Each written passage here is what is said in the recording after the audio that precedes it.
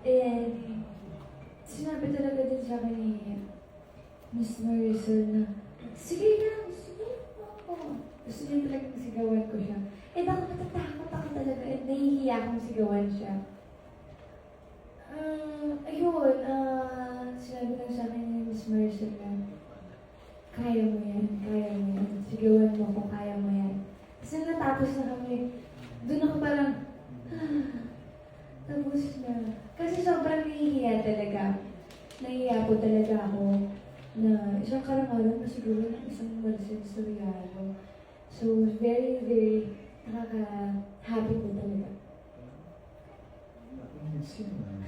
I mean, kinabahan din ko. Para sa mga buong kinabahan na kanya kasi first time yung ginawa yung segment na yun.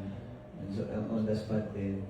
And ang nakakakaba rin, mga iconic lines na galing po mismo sa kanya. So, parang, ano na yun, nakakahiya kung hindi namin ma-deliver sa kanya ba po mismo. Tapos siya pa rin mismo yung co-author.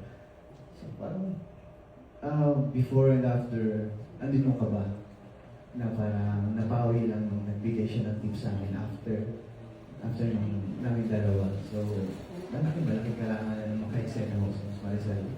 And plus, nagbigay tip na galing pa po sa kanya. So, Ano mga tips? Ano ba?